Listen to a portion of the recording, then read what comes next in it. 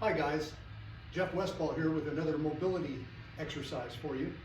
We're going to go further into the jackknife technique. If you see anything on this one that you don't understand, it'll probably do you some good to go back and consult that one. Anyway, we're going to do a little exercise for getting us into the jackknife. I'm going to get in a kicking stance, but to be honest, it can be any stance. As long as my feet are roughly under my shoulders, it'll just change the orientation. The kicking stance puts me in this orientation. And I'm going to flow to a twist stance. That means my front foot will pivot on the ball of the foot, on the forefoot. My rear foot will pivot on the forefoot back there. Let me back up a little bit so you can see my feet. I'm here, I go to a twist stance. Now, as I do this, I'm going to use my right arm as a counterweight to reach across diagonally. Then from there, I bring the arm back sharply and come up into the jackknife.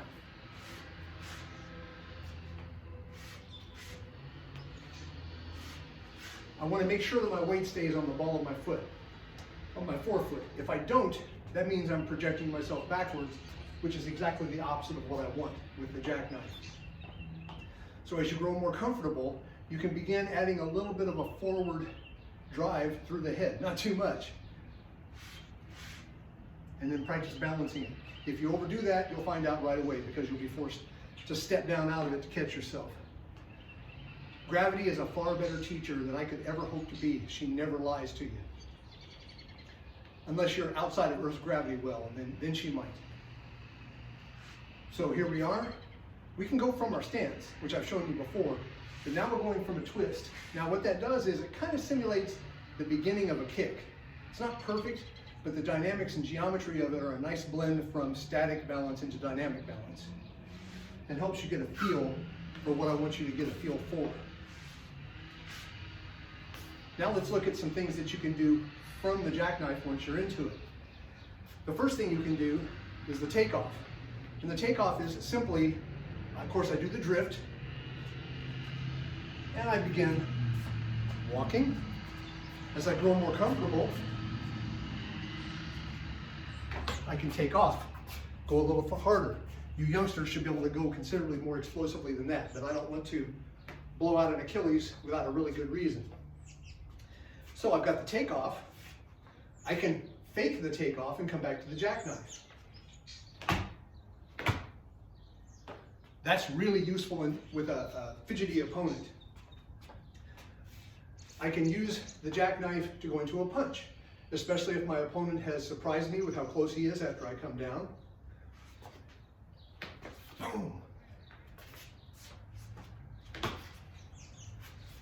I can use it to go into the clinch.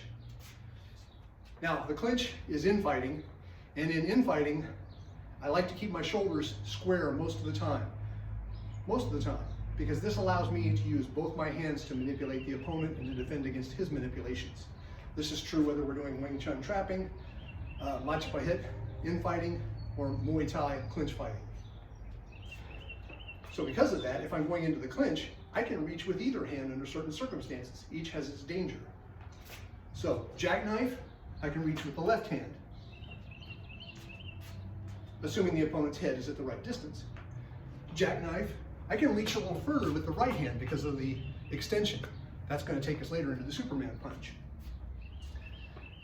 Okay, if I can do all of those things, I can use lower body attacks. So, I can jackknife. He's a little closer than I thought. I can knee.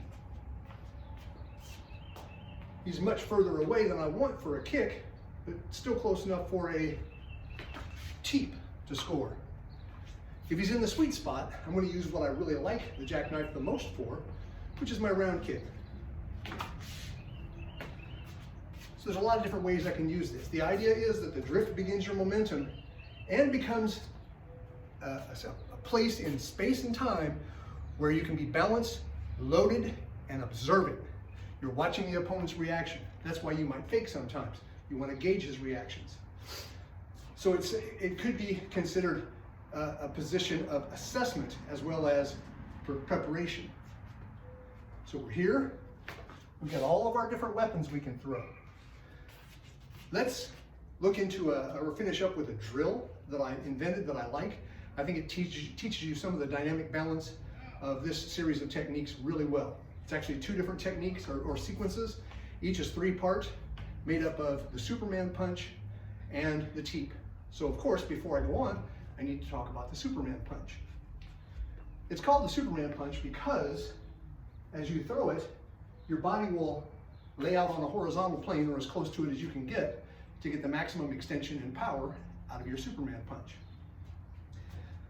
So my jackknife, I think, is uniquely qualified as a preparatory position for the Superman punch. Your lower body is loaded this way.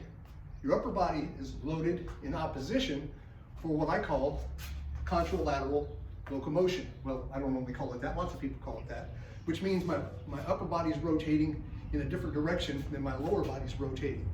This is a great athletic device and natural device we use when we walk, or when we run, or when we crawl, for maintaining dynamic balance. And we're going to use it while we're standing on one leg. So I'm loaded. From here, I do the drift just enough to get myself set, and I drive and hop off that foot. At the same time that I drive and hop, I'll give you this view. This jackknife leg, it doesn't do a chambered side kick. It just kind of swings like a big, heavy pendulum back there and becomes a counterweight. And then I attempt to get my balance back. Usually what I'll do is I'll do a little dampening hop, bringing my foot back under me, and bring this back to here. So if I'm just doing the jackknife, just doing the Superman punch, I like to recover like that. But on this drill, you're going to recover if it's at the end, like this, or you might go directly into your teep. So watch how this works. Teep, teep, right? I can do this is harder. I can do it going backwards. It's much rougher, really good for your sense of balance. So once again, teep, Superman, teep. I don't want to knock the mirror off my handlebar on my bike. Or Superman punch, teep, Superman punch, recover.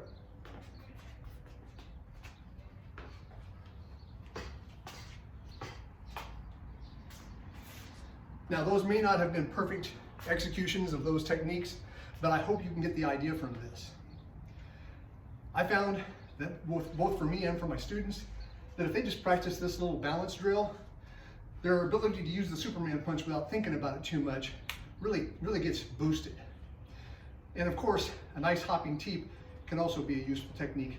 Any time that your opponent is really antsy and dancing away from you a lot. Okay, let's call it a day, and I'll see you in the future on this channel.